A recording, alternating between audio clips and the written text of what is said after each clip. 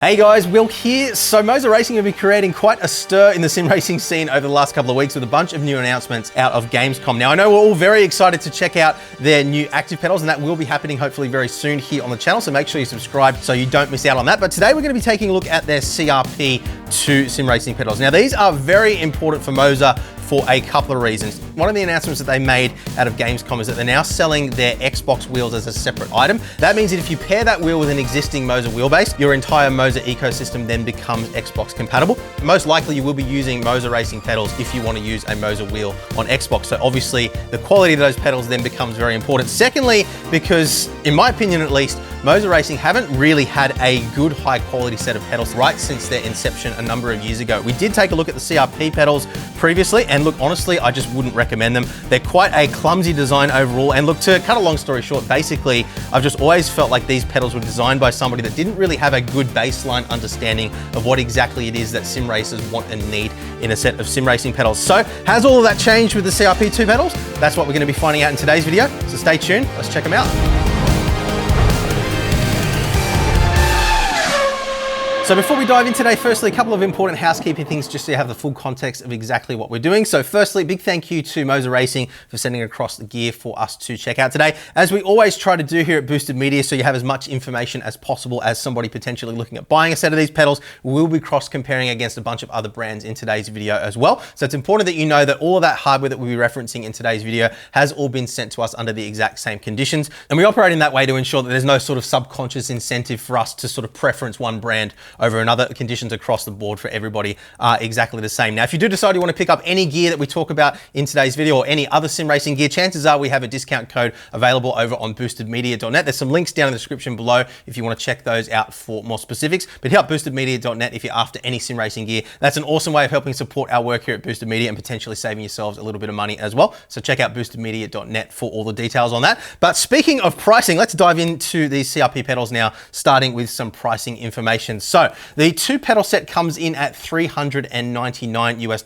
That is before you factor in things like shipping and taxes. So obviously just make sure that you're doing your research and making sure that you're getting the best possible deal. MOZA Racing do have a very well established reseller network around the world. So definitely shop around, make sure that you're getting the best possible price for where you're located in the world. And pricing obviously of the other items that we'll be referencing here will vary depending on where you are in the world as well. So just make sure you do your research there. So $399 for the two pedal sets, so throttle and brake obviously. You then have the clutch add-on available for an additional $99 US.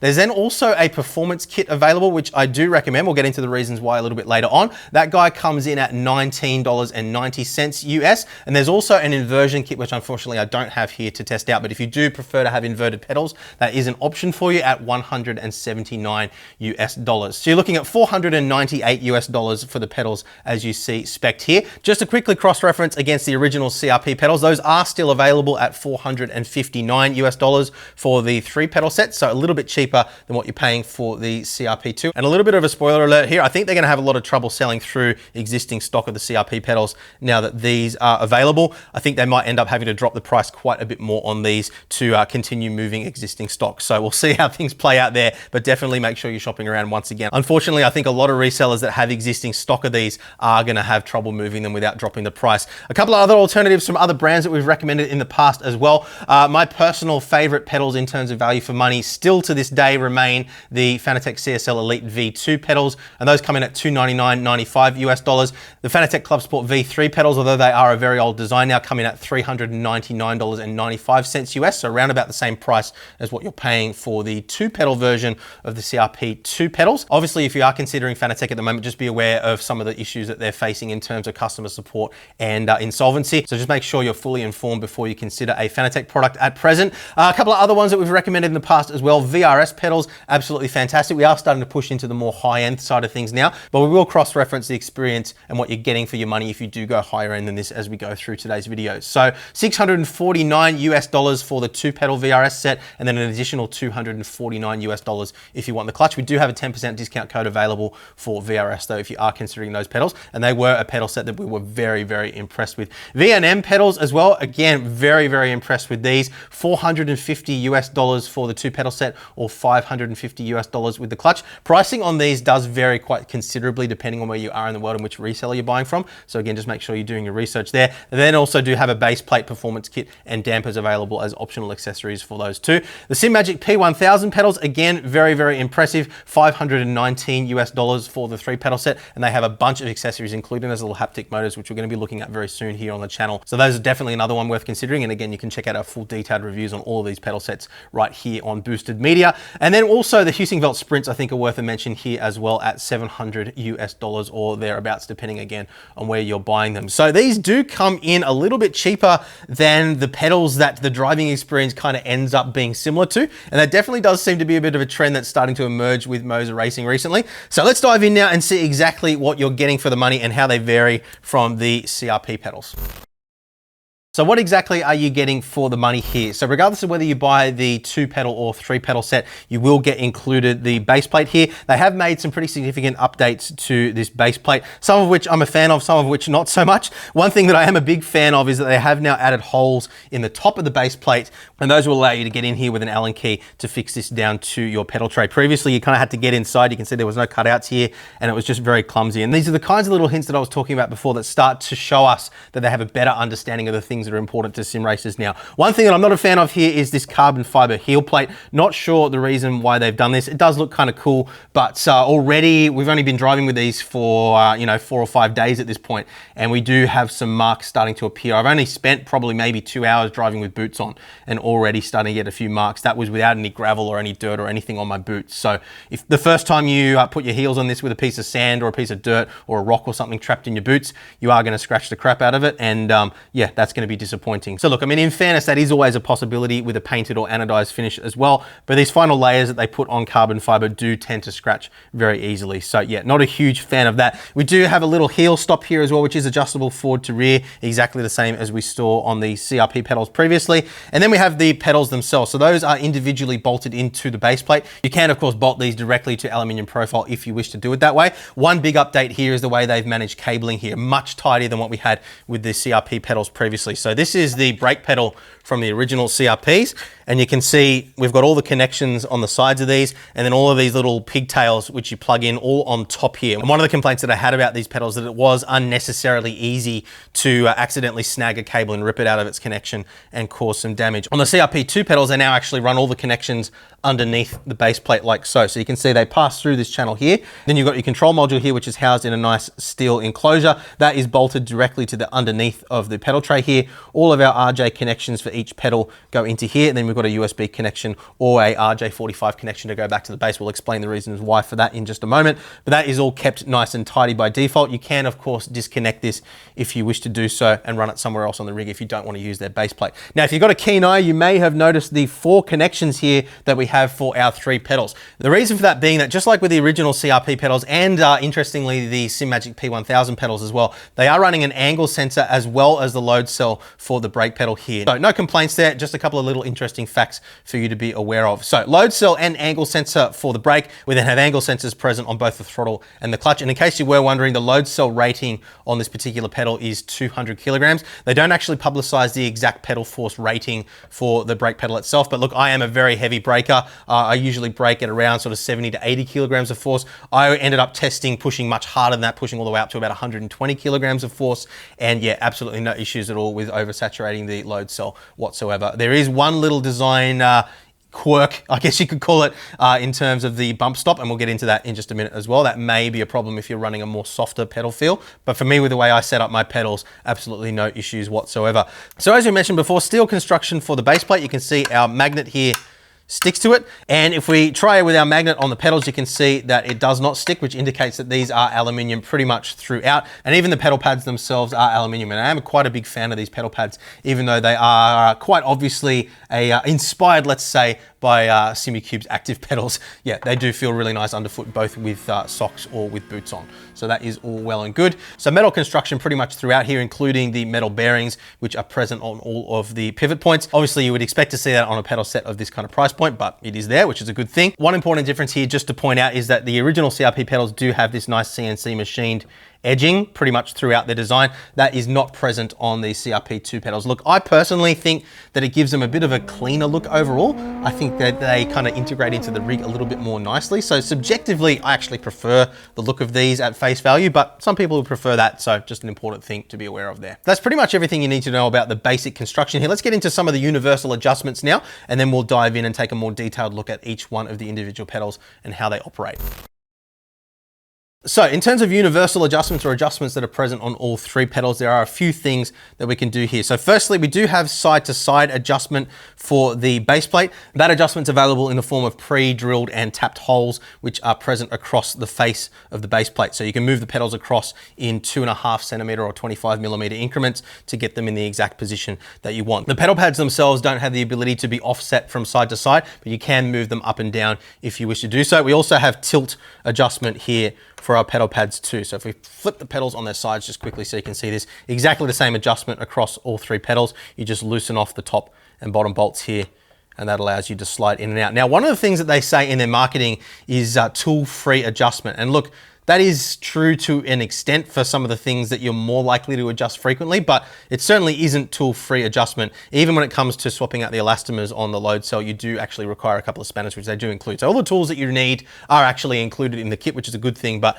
tool-free adjustment is probably a little bit misleading, I would say, in their marketing. So just be aware of that too. So that is our pedal pad adjustment. And then lastly, in terms of universal adjustments, there is one more thing that we can do here. If we turn it on the side again, you can see we have a little sleeve here with a little Teflon or nylon insert over the top here, and that forms a bump stop for all three of the pedals. So if we want to reduce the amount of travel available, we can move that further towards the front, and that will reduce how far we can push the pedal down. As it stands by default, there is plenty of travel available for both the throttle and the clutch. The big question I have here is why that is present on the brake pedal, because what that means is if you are hitting that mechanical bump stop, you're no longer able to put any more force into that load cell. So typically, to the point of saturation of the load cell, physically at least, the more you push down on a pedal, even if it feels like it's not physically moving any further, the more pressure it's actually exerting inside the game because it's able to read that additional pressure. And that allows you to modulate your brake input purely based on the physical pressure or force that you're putting into the pedal rather than its mechanical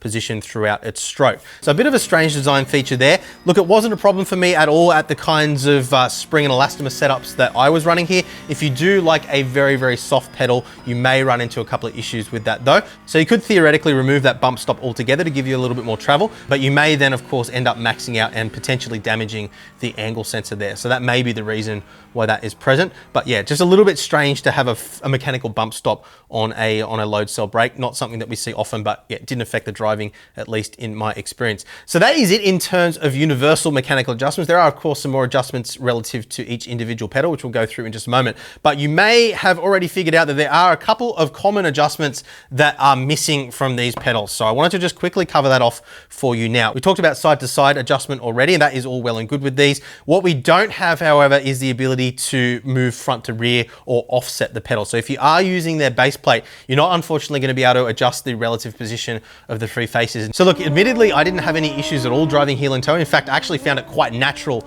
on these pedals, particularly because of the shape of these pedal pads, no sharp edges or anything like that. So I didn't find it to be a problem at all, but obviously everybody's feet are different shapes and sizes. There are a lot of other factors that can play into that. And of course, a lot of other pedal sets do have ability to make those kinds of adjustments. So just something to be aware of there if you think it might be something that might bother you. Likewise as well, and potentially more of a deal breaker here may be for some people the fact that you can't actually adjust the pedal angle either. So a lot of other pedal sets allow you to actually adjust the uprights position relative to the base plate or the cage's position relative to the base plate. So no adjustment here for the angle of the pedal arms themselves, only the pedal pads. So again, just something to consider if you're thinking about getting a set of these pedals. But let's take a more detailed look at each one of the three individual pedals now and some of their design features. So let's take a more detailed look at this throttle pedal now. Look, it's a pretty simple design overall. There's not really a whole lot to it. We do have the angle sensor on the side, as we saw earlier. We did pull the cover off that, and as you can see here, it is a Hall effect sensor rather than a potentiometer. So that means that there's no chance of dirt and debris getting in there and causing any issues with longevity or any sort of calibration issues either. So always a good thing to see.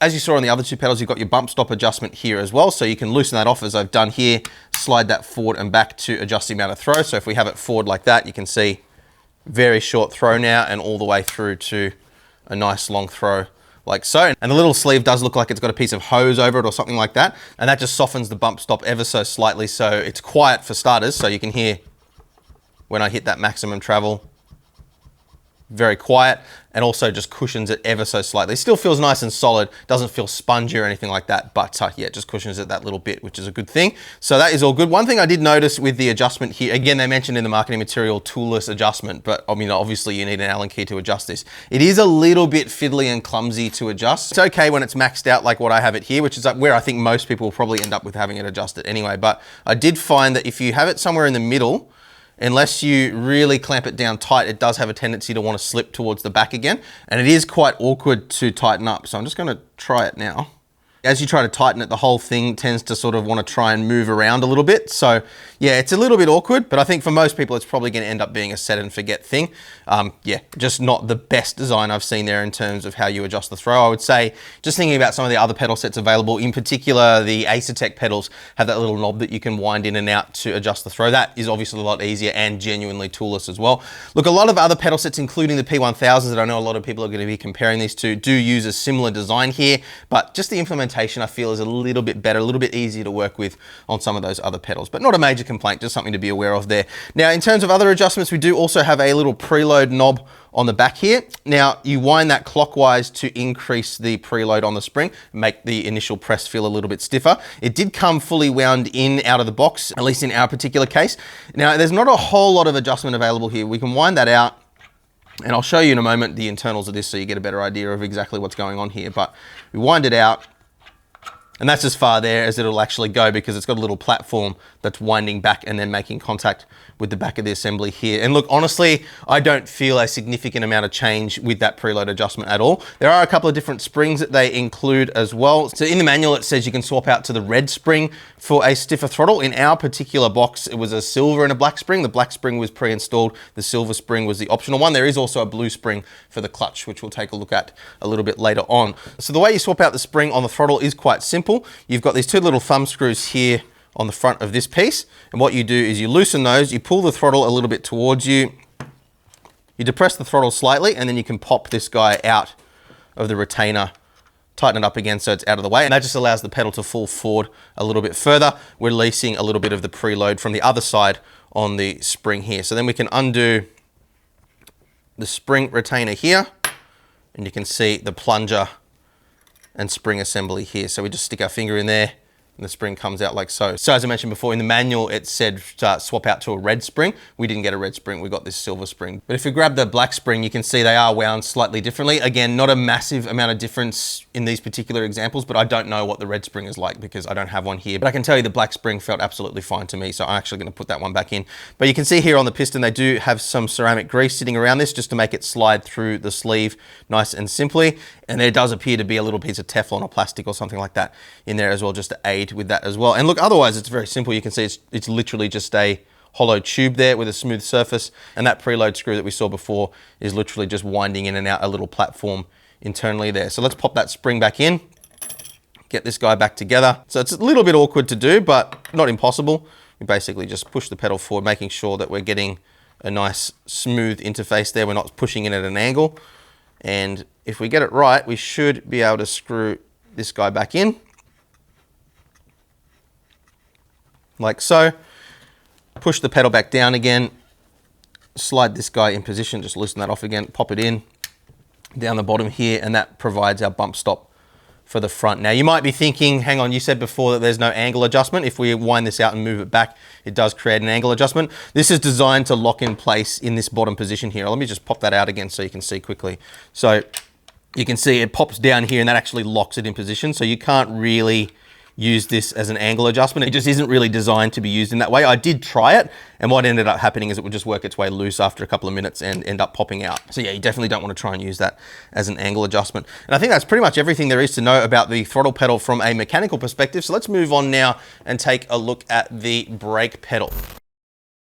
So in the case of the brake pedal, the only real mechanical adjustment that we have here, other than the elastomer stack that we'll look at in just a second, is really just the angle of the pedal pad here, because the throw adjustment isn't really meaningful on a load cell brake. Anyways, it's just stopping you from oversaturating the load cell and maxing out the angle sensor. So let's take this apart now and take a look at what we actually have in here. Now, what I will say is, even though the design of this is the same as what we just saw on the throttle pedal, it is much, much more difficult in some cases to actually swap out these springs, simply because of the amount of force required to push down on the pedal pad to release the little clip at the front. And we're running a stiffer spring combination at the moment. You can see if I try to loosen this off, even with the pedals on the rig, I can't push hard enough to actually push this down far enough and push this out. So what we ended up doing was have Tom push down on the brake pedal with his foot while I popped this guy out. And the manual itself actually says here, where does it say? May require foot pressure due to damper stiffness. So look, it's the first pedal set that I've ever reviewed where the manual actually says you have to push down with your foot to pop something out. I'm not a big fan of that, but what we did also find is that, so even though the manual doesn't describe any sort of preload adjustment at all, they do include two little spanners. And what you can do is loosen off the little retainer nut here. And then what we can do under most circumstances, at least, not every single combination works this way, but you can back off the very slight preload here, and that will actually allow you enough slack in the pedal there that you can see to unscrew the retainer here and actually disassemble it the other way around. So we can push the pedal forward, slide this out like so. So yeah, a bit of a funny design choice here. By comparison, Simagic P1000s, for example, you can wind off the preload and actually pop the whole assembly out. It's kind of like in a ball and cup assembly. Check out our full review for all the details on that. Some other pedals, like the Fanatec pedals, for example, they use a clevis pin. So you can actually unclip the clevis here, slide the pin out and release the mechanism that way. So then you need to lift the elastomer and spring stack out. Now, unfortunately, if these are mounted to your rig, you can't turn them upside down to shake it out. And the shaft here is just a little bit too short to easily grab it and pull it out with your bare fingers. So what I was doing while I had it on the rig was just pulling it out with a pair of pliers, and that worked absolutely fine. But again, a little bit clumsy there, not the cleanest design that we've seen. But this is the elastomer and spring stack. Now, what we have here is a configuration that we've made up from a combination of elastomers from the included kit and a spring from the performance kit here. So by default, you'll have 4 of these guys and 4 of these guys installed. The black ones are quite soft and spongy. They're just like rubber. And then these elastomers are a little bit stiffer. So inside the little box that comes with the pedals, without buying the performance kit, you do get 4 more of these ones, 4 gray ones as well, and then an extra 4 red ones. So that gives you quite a few different combinations that you can make up here, from very stiff to quite soft. Now, these are the same type of elastomers that we saw in the Simagic P1000 pedals. And one of the observations that I had there is that because you've got so many of these that you can swap out in various different combinations, it does give you a lot more ability to fine tune the overall feel of the pedal. So that is the default springs that come with the kit. And then you also have the performance kit as well, which gives you a whole lot more options here. So we've got a selection again of elastomers here. We've even got some little aluminium spacers too. These guys are literally just a piece of aluminium in the same shape as the elastomer that stops any movement at all. So that can really stiffen up the pedal. So what this means when you add it all up is that you have 125 different combinations in total that you can use to alter the brake feel. And look, I mean, I guess the important point here is that there really is going to be something that's going to suit everybody. So whether you like a really soft pedal or whether you like a really stiff feel that's like pushing up against a brick wall, you are able to get a configuration that will work for you. And the reason why I ended up choosing this particular configuration, we'll get into more detail when we get up on driving in just a minute, but basically, this allows us a little bit of uptake in the initial spring here. So that guy compresses first, and then we get into our red elastomers here, and that allows us that second stage of braking. So it gives you a nice, clearly defined threshold point that you can modulate around. And yeah, once I found that combination, everything kind of clicked and gelled for me, and yeah, it was absolutely fine. They do also include a couple of little spacers and bits and pieces like this as well, just to make sure that things are retained in the correct area. So you can see this guy is included, which has a little retainer on both sides. So if you're using it with springs, it will locate the springs correctly. And then this guy has just the retainer on the one side. So you push the flat side up against the elastomers and then the side with the retainer up against the spring. So again, very similar here to what we find with the Simagic P1000 pedals. So what I will say is that some of the combinations that they suggest here, I really didn't get along with very well at all. I would definitely recommend, if you do buy one of these pedal sets, don't just sort of stick to these combinations. Definitely spend some time experimenting and really finding what's going to suit you best. I find the combinations that comprise of just 2 springs, just don't give you the same sensation of a threshold point. They feel a lot more linear throughout the pedal stroke. Look, some people might prefer that feeling, but look, for me personally, without a clearly defined threshold point, I do just tend to struggle. So I just want to quickly pull apart this load cell as well and give you guys a little bit of a look inside, because you can't really see a whole lot in here. And I know there will be a few people with questions with regards to how the force applied to the pedal face is actually applied to the load cell, because we have seen a couple other pedal sets like the Fanatec pedals, for example, that don't actually apply that force directly to the load cell. They do it via a little spring.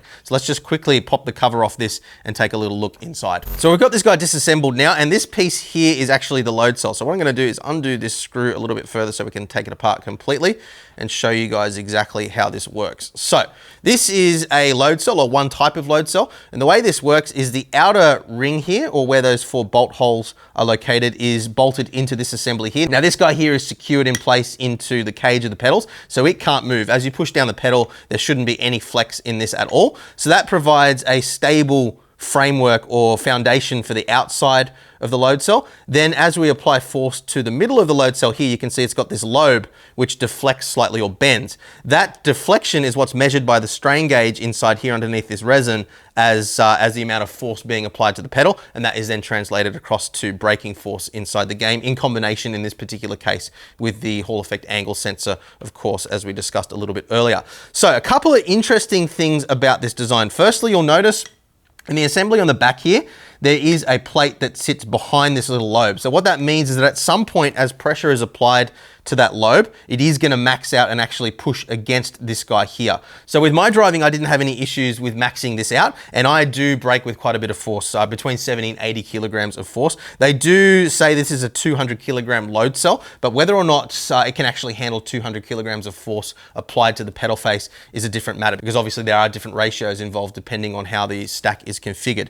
But look, I did try pushing in as hard as I possibly physically could, which is probably about 120, 130 kilograms of force, and I still didn't oversaturate or max out the available limits on that load cell. So it seems to be okay, but it is a little bit of an interesting design here. Now, likewise with the front of the assembly as well, we have this little plate here, which is just a piece of plastic that sits in between the load cell and the sleeve here. So you can imagine as we apply force to the stack here, all the squish and everything that you feel in the pedal is all internal inside this cup. And then this cup actually pushes against that load cell to deflect the little lobe as we saw before. But because it's passing through this piece of plastic here, you can imagine again, if we put this back in place, it's pushing up against that little lobe. But because this is fixed in place on the back of the assembly, at some point as we push in, this piece here is going to make contact with this piece here. And that again is going to limit how far we can deflect that load cell. So again, to reinforce, we didn't run into any issues in the driving experience with my particular driving style, but it is an interesting design here, and it may ultimately end up causing issues for some people. I don't know at what point you oversaturate the actual measurement range of this load cell. Maybe that point is before this even becomes a factor. But yeah, I do think that it's a little bit of an interesting design for that reason. And maybe there's some engineers out there that are watching this that might be able to add some value to the discussion. So check down in the comments below. I'm not an engineer, but to me, I was a little bit surprised by that design. So just to reiterate again, we'll put this in place here. So what's happening is the piston is pushing into the elastomer stack here, compressing. That then pushes against the back here, which deflects the load cell. The load cell is then secured up against the back of the pedal here, and that is what gives us our braking force. So with the load cell and spring and elastomer stack now reassembled, there's one other thing I want to quickly show you, which wasn't covered in the manual at all, and that is the preload adjustment that we do have here. Now, doesn't seem like they intend you to do this, but I just want to show you that there is a decent amount of range here available before you do pop out of the thread. So accounting for the retainer here as well, you've got 13 millimeters of thread available. Obviously you do need to maintain some thread engagement in here, so you wouldn't want to wind it all the way out. I would say probably maybe 8 millimeters is safe to wind this in and out. So we're going to wind it all the way in just to reassemble our pedal. So we'll push that back forward again, lock this in position. And again, this isn't the way that they suggest you do it, but it does seem to work. Pop that back in like so, and then screw this guy back on. And then with our little spanners here, you can see what we can do is wind in some preload. So with it fully released, there is a little bit of slack in the pedal, as you can see, but as we wind that preload in, I like to wind it just to the point where it takes out any slack, but you can wind it in about 8 millimeters more before you start to run into issues if you do want to add a little bit of preload. But again, the manual doesn't actually mention anything about preload on the brake pedal at all. So I thought it was worth just letting you guys know. Again, just make absolutely sure you are maintaining enough thread engagement here that you're not going to end up bending something or breaking something. It's probably the reason why it's not covered in the manual, and probably why they don't have any little thumb knobs or anything here. So yeah, just another strange thing in my opinion is they could have made that thread a lot longer and then added some thumb wheels here to actually adjust that preload intentionally, rather than just a little bit of incidental preload adjustment that we end up finding ourselves with here. But that is the brake pedal in all of its detail mechanically. Let's take a look at the clutch pedal and then get into some driving. So onto the clutch pedal now, and look, this is very similar in design once again to the other two pedals. All the same adjustments that we saw before, again, including our throw adjustment down here.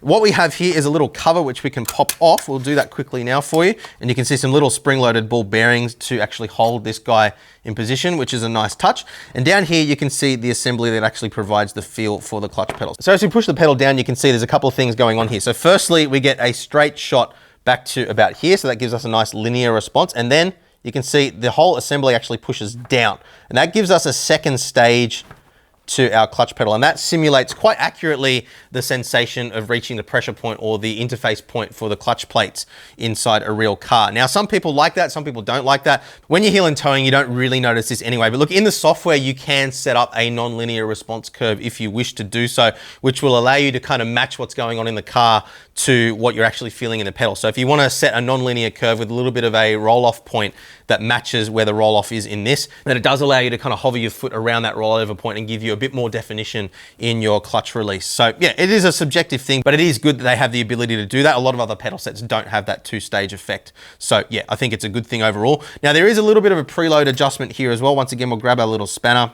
Again, by default, it was wound all the way in. You can wind the preload off just a little bit here, but not a huge, meaningful amount of adjustment. Again, I would say I struggle to really feel anything meaningful with the preload adjustment here. So in theory, at least, it just makes the initial press a little bit stiffer. By hand, at least, there is a noticeable difference compared to when it was wound in, but under your foot, I honestly didn't really feel a difference at all. Now, if you do want to swap out the spring, they do include the stiffer blue spring inside the default kit. That's not a part of the performance kit, so you don't have to pay extra for that. And the way you swap that out is quite simply just by pushing this part in like so, popping it out like that, and then literally just dropping in the replacement spring like so. Pop the little spring perch or retainer back in, pop this guy back on, and yeah, pop it back in, wind our preload back on, and it is as simple as that. So yeah, look, really not a whole lot more to talk about here. You can see the metal ball bearings throughout, just like what we saw with the other pedals. We just did a little bit of grease on the shaft here as well, just to ensure that that does continue to slide through nice and smoothly at the back here, as you can see. So yeah, nice, clean and simple design, gets the job done absolutely fine. So let's move on now, talk a little bit about the software and then get into the driving experience. So just a couple of quick things to cover off with relation to software. All the usual things that you would expect to see, all presented quite nicely within the software package. Now, if you're familiar with MOZA Pithouse, it's pretty much what we're seeing from most manufacturers that have multiple different products in different categories these days. So you've got a row down the left-hand side that allows you to pick between the different MOZA devices that are on your system. And what I like to do is just slightly under-calibrate my throttle and clutch pedal just to make absolutely sure they're always hitting 100%. So you've got a little set maximum there. I push the pedal down to just a little bit below the physical maximum and then hit set max. That ensures that I always hit 100% clutch and 100% throttle. You can set a little bit of a dead zone there as well if you wish to do so. Just if you have a habit like I do of resting your foot on the brake, that can be useful. And then you click on the pedals, it allows you to set a non-linear response curve for your throttle or clutch. As we saw before, you can do so. It can be useful in the case of the throttle. If you're driving an underpowered car, for example, you want to get on the throttle more aggressively than you can physically do. I mean, we're talking minute little differences here. Conversely to that, if you're driving something like a Porsche Cup car, high power rear wheel drive,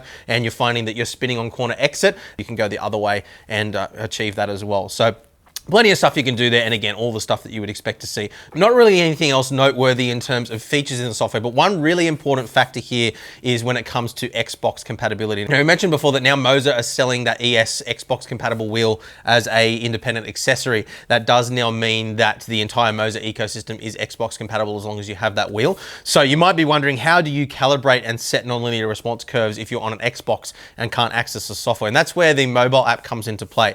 So as long as you've got an Android or iPhone iPhone mobile device, which most people will have these days, you can connect directly to your wheelbase via Bluetooth, and that will give you access to all the same features and settings that you have through the MOZA Pithouse software on PC. So that will not only allow you to make adjustments on the fly without having to alt-tab on the game on a PC, but also make those same adjustments on Xbox. So that is how that is all covered. Not quite as clean perhaps as having the settings available on the display on the wheel like what you have in the Fanatec ecosystem, for example, but nonetheless it is good that they have thought of that, and they do give you a way to actually make those adjustments if you are on a console. I've been spending about a week now testing these pedals out across a variety of different scenarios. And look, the key takeaway here in terms of the driving experience is that everything is improved over what we saw with the CRP pedals previously. So particularly in relation to the brake, which let's face it, is generally the most important thing on a set of pedals to get right. Much more finesse now in the amount of adjustment available. And really it comes down to the amount of adjustment available. I mean, a lot of other pedal reviews that we've done, you know, we've spent hours going through every single little setting, every single little adjustment, and, you know, explaining what the feeling is like. But look, I mean, these things now have so much adjustment available, you really can dial them in to feel like pretty much whatever you like. If you like to have a really soft pedal, like what you would find in a street car, nice and cushioned, you can achieve that. I wouldn't quite go as far as to say that these are a pedal set that are suitable for running on the floor, not bolted down, because even the softest setting, you will find that the pedals will try to tilt under your foot. So if you are wanting to use them in that kind of scenario, I would either look at some sort of a wooden platform that you can screw these down to, so that it's not going to tip up, maybe sitting your seat on top of that as well, or maybe looking at a cheap cockpit if you're just looking at getting into sim racing, or alternatively looking at a more entry-level set of pedals to begin with. But yeah, look, that aside, pretty much everything from a soft road car feel all the way up to a more F1 style feeling, everything is covered here. And just like with the Simagic P1000 pedals, because there's so many different combinations that you can have, particularly with that performance kit, you really can just dial this in to feel, you know, exactly how you want to feel it, regardless of what your subjective preference is. As I've said a couple of times now, the most important thing to me is a clearly defined threshold point, so that I can always hit my brake threshold accurately and then modulate around that, trail off as I enter a corner. And yeah, that was absolutely fine. No issues at all achieving that with these pedals at all, which is something that I did struggle with the CRP pedals previously. So yeah, look, in terms of the brake, absolutely no complaints in terms of the driving experience at all. Nice and smooth. There's no play or slop or anything in the pedals, as long as you just wind out with the preload any of that initial slop. And yeah, everything works exactly the way it should. As I mentioned earlier, when we were looking at the Hall effect sensor and load cell, there were no issues with any sort of fall off in the pressure or anything like that. In practice, I didn't notice any issues or anything noteworthy with it at all. It worked exactly the way I would expect it to for a conventional set of load cell pedals. So then over to the throttle pedal, again, nice and smooth. You do feel just an ever so slight sensation of the piston sliding through that sleeve as we were looking at before. There's no binding or any sort of mechanical resistance at all. You just kind of get that slipping feeling, which does actually give you the slight sensation of being mechanically connected to something. So I actually don't mind the feeling of it, but it is very, very subtle. Plenty of adjustment available there in terms of throw as well. So if you like a short pedal travel or a long pedal travel, you're pretty much covered there. And look, other than that, the throttle is pretty unremarkable. Really, the only one complaint that I have here really is just the lack of adjustability compared to some other pedal sets on the market. That preload adjustment, in my experience, doesn't really do a whole lot, and you do only just have the option of those two different springs, one of which I'm not 100% certain is what will be shipped in retail packages, because it said red in the manual and what we received was silver, so not 100% certain on that. But look, I don't think anybody's going to have any major complaints at all about the throttle pedal. There may be a damper kit added in the future as well. I'm not sure about that. We did notice on the pedal set that it does have these additional cutouts at the top here, which don't have any function at this point. Not sure whether that is for the active pedal kit later on, or whether that might be some sort of a damper kit, but we'll certainly be keeping an eye out for that into the future. But yeah, otherwise, absolutely no problems at all with the throttle pedal in terms of the driving experience. Clutch as well. I mean, look, there's not really a whole lot to cover beyond what we talked about before. Heel and toe was very comfortable. Part of the reason for that is these pedal pads, which are very comfortable underfoot, regardless of whether you're driving with socks or bare feet, even if you want to, or boots on. No issues either way. One of the complaints that I had earlier on in the video is that if you are using their base plate, you don't have the ability to offset the pedals. So that may be a bit of a detractor for some people. But yeah, I took to heel and toe driving with these pedals absolutely fine. No issues at all. It does have that rollover effect on the clutch pedal, as we discussed earlier as well, if that's something that you like. You can't really dial that out with these pedals. It is always kind of present. If you're just slapping away with heel and toe driving or quickly shifting gears, you don't really notice it anyway, but it does aid, at least in my experience, with launching the car a little bit more accurately. So I'm happy with the clutch design overall. Some other clutch pedals that we have tested in the past do have the ability to get rid of that effect entirely. So I think the best thing you can do there is just check out some of our other pedal review videos for pedals around this kind of price point, just to see what you think is going to suit your subjective preference best. So look, I think that pretty much sums up the driving experience across the board. Really what it just comes down to is, like I said before, the amount of adjustability that we have here with the brake at least. just means that you're going to be able to dial this in to feel pretty much however you want. So I guess the big question here is, how does this compare to other pedal sets in the market? And look, I would say from a design perspective, there are still a few things here that I question a little bit, particularly around the design of that load cell. Now, while again, it wasn't a problem in terms of the driving experience and maxing that out, there definitely is a physical limitation here as to how hard you can push that brake pedal before it does max out the travel and, you know, effectively lock the pedal. So even though you will feel additional squish in those elastomers, you're not actually going to get any further measurement in the load cell. So look, in all honesty, I don't think that that's going to be an issue for the majority of people, but if you do run a really soft pedal but push it really hard, you may run into that situation. I didn't experience at all when I was driving, regardless of the settings that I used, but obviously, you know, my driving style isn't going to be the same as everybody else's out there. So I would say it's probably not the best mechanical design that I've seen. There are a few shortcomings. There are a few, maybe not even shortcomings, but limitations there. I have seen some other designs that I think are fundamentally more sensible than this one, but it does get the job done. And look, at the end of the day, that is what's most important. And look, really what it comes down to is this: all the pedal sets that we've referenced in today's video are all absolutely fantastic. I don't have any major complaints with any of them. I think really beyond that, it's just going to come down to what subjectively you think is going to suit your needs best based on all the reviews that are out there. And I do recommend that you check out not only our reviews, but other people's reviews as well, to get a better sense of different types of driving styles and what might suit your particular needs best. But look, I think the most important thing here is that this is a big step in the right direction for MOZA Racing. We had quite a few complaints about the CRP pedals previously, and the vast majority of those complaints have now been addressed with these. The driving experience is better. The experience changing our elastomers and making adjustments is a lot better than it was before as well.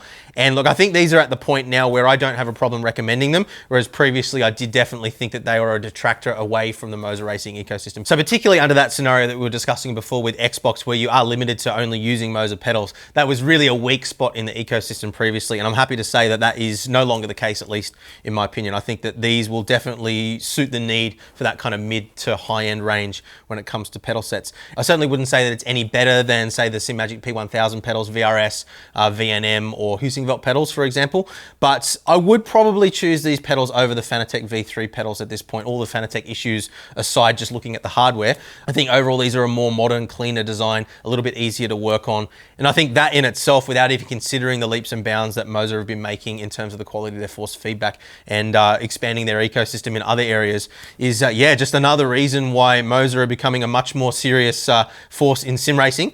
And yeah, overall, I'm just really happy to see a much better overall experience than what we had before with the CRP pedals. Obviously, they're starting to get some experience under their belt now, starting to get a much better understanding of what it is that sim racers want and need, and yeah, how to better design these products to get the job done.